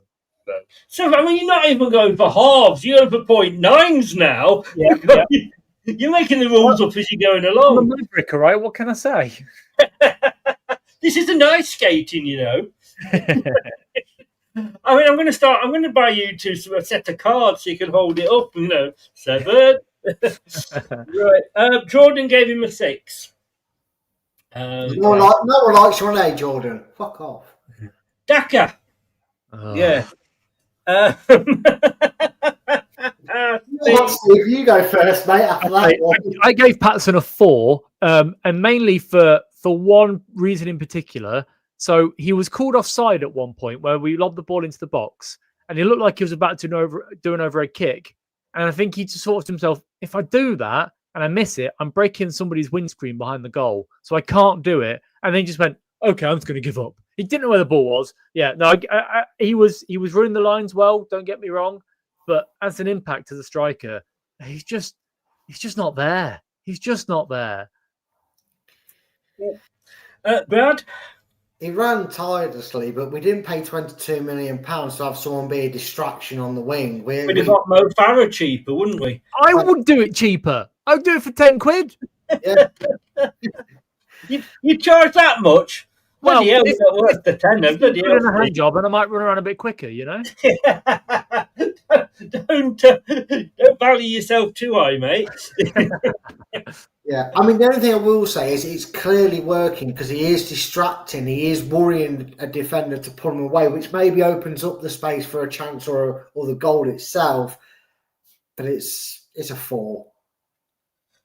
Oof. Well, because his main job is so long and he has 0. He got an 8 off Jordan. No, he didn't. No, you're lying to us, Chris. I can tell by your face. Yeah, the way he said that, he was too eager to say it. I nearly went with 9, to be honest with you. So what you're saying is I shouldn't try and get onto Would I Lie to You? That's because as soon as you wear Daka, you'd be like, right. He got a 5. He got a 5 off Jordan. Yeah. And you'd probably know that if you had the things up on the screen as well. Anyway, James, when he came on, wasn't on overly long, was he? Go on, Steve. You go first again with this one, then. I gave him a 6. I think he tracked back really well for a moment. With that tackle, I think he was a bit more tenacious in midfield, which is what we needed. And he linked well with Ricardo down the wing. So I give him a 6. Brad? I like what I saw of him. That's how you make an impression on your debut, not like Ramsey, I'm afraid. That tackle he made in the box as well was inch perfect because that could have been a penalty had he got that wrong. Late on in the game, he made a sliding tackle. He took a leaf out of his book with that tackle, got it spot on, was brilliant. I would, again, Steve, if it was me and you and someone didn't rein control, I'd give a 6.9 for this player. But as it is, I'll give a 6 because we can't be rated how we want. Just go away with your 0.9s. Well, he got a 5 off Jordan. Dakota Reed didn't get any points off Jordan because he wasn't on long enough to judge. So I think we're going to probably go with that. I will give him 1 because he attempted the most audacious over the top through ball, and had it been half an inch taller, it would have floated in over the top. I'll give him 1 for that ball. Well, I don't give him a point because I didn't realise he was on the pitch until full time where he came over clapping the fans. He's got a ball. I was there like, oh, Bobby came on, did he? When was that? You're like, hey, you haven't seen you in a while. Rounding it up then. Now, Jordan doesn't do this, but I do, and it's my channel, so therefore I'm all right to do it. Marks for the manager, Steve. So, Cifuentes, his game plan, his starting 11, the substitutes and when he made them and how good they were. What do you give Marty's performance? I give him a 7. I think you can't really blame him for the red card. That screwed up how we were playing in the first half, and it took a little while for us to come back and work out how they were playing. He changed it at half time, and to the extent that was such a positive, because I didn't think we were down to 11 men after half time. I thought we were the controlling team, and we would look like the only team that was going to go on to win that game. His subs made sense. Maybe not the Bobby Decordova-Reid one. I probably would have preferred Monger coming on, but look, we know in the interview that he really likes Bobby, so he's going to be played, I imagine. So yeah, I think he did okay. He changed it to make us more narrow, and that made us a little less beatable. It's just so nice to have a manager that knows what he's doing. Brad? Yeah, I'm pretty much in agreement with Steve. Like I said in that tactic part, needs to work on just tweaking the tempo on that first quarter of the game. But for 75, 70 minutes onwards, he gets everything. It feels like he gets everything spot on. And that you can see the engine working overtime. I'm going to give him a 7 because had the whole game been like that, we would have won it and it would have been an 8 or a 9. I take off a point, actually, because what he was wearing was bloody awful. What was that tracksuit he was wearing? It was disgusting. It's not Fashion Week. Come on, Steve. But it was grey and red. Like, mate, do something. Right? It's Spanish for you. Point. Look at it. Today. Yeah. What's wrong with it? I don't. The lights went out in the changing room and he got dressed in the dark. He must do. Like, he's wearing Leicester, isn't he? It's a Leicester. Yeah, it is. But I don't like the fact that it's grey and then has pink, because there's a T-shirt in the shop that he wore when he went to get fish and chips. There's just a black badge in the middle, and it looks terrible. I don't know what the people are doing in the club shop, but they're selling some utter trash right now. And what Martin was wearing was one of the worst things I've ever seen a Leicester manager wear. And we saw Paulo Sousa on the touchline. Yeah, that's true. What we're understanding from Steve is he has 2 ratings going forward. He has to rate them on the performance and their dress sense. Yeah, we're going to have the best dressed player or manager. And I want to just quickly, Chris, on I know the fans during the game. Now there were some boos at halftime, which I don't think was warranted. Might have been towards the ref, but it you know what Leicester fans are like. But they backed the team, and at full time, they were pretty much everyone was positive. So I give the props to the fans for a change, apart from a certain chant that was political, but we won't go into that. No, fair play. I would have given Marty 8.5 myself, but because I thought I'm allowed to give half. I'm allowed to give half. Hang on, you can't give a half. No, how long did that take? Right, this stream, I'm giving it a 6.2. I'm in charge. I can do what I want. No, I'd have probably given him an 8, to be honest with you. I thought he did really well. Anyway, the team rating. Go on, Steve. Other team rating. What would, because obviously Brad's already given his, but what would your team rating be? I give it a 6. First half, the red card changed the game entirely. I think we were slow to come out of the blocks, but second half we were much better. And so it was poor first half, second half was pretty good. But that seems to be the way we're playing this season. We have one really poor first half, and then we have a good second half. So Well, funny enough, we have Alan, and if you've watched this, you'll know he's been with me for years. Bless him, he's a lovely, lovely guy, and he goes to home and away when unless he's ill or in hospital. But and he always does this for us, and the official performance and man of the match always come from him, no matter what we think. Although we did all go 7, didn't we, Brad, on that one? Man of the match.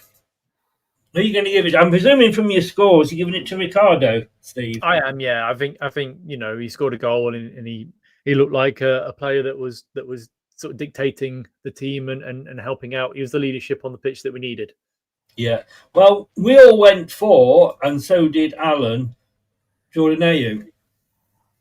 Fair enough.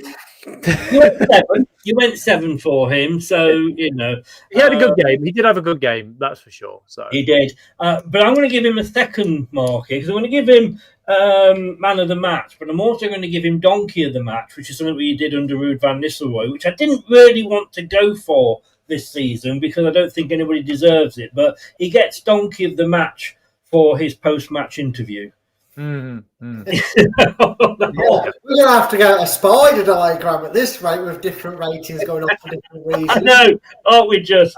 Absolutely. I need to give Daka 2 for his boot choices. There we go. I didn't know you were Ruud van Nistelrooy. But look, thank you very much, gentlemen. You going to Coventry, Steve? I am. Yeah, I'll be there on Saturday. I've got a gig straight afterwards, so it's a case of me and my wife are going to Leicester. I'm leaving her in Leicester for a bit. She can do what she likes. The last time we did that, it was New Year's Day, and she thought the shops were open, but they were all closed. So she sat in Tim Hortons for 4 hours waiting for me to finish the football. But hey ho. Going to the game. It will be an interesting one, that's for sure. Let's hope for 3 points. Indeed. Are you going to be free this time next week? Yes, I should be. Yes. Look forward to seeing you then. Brad, as always, mate, always a pleasure to see you.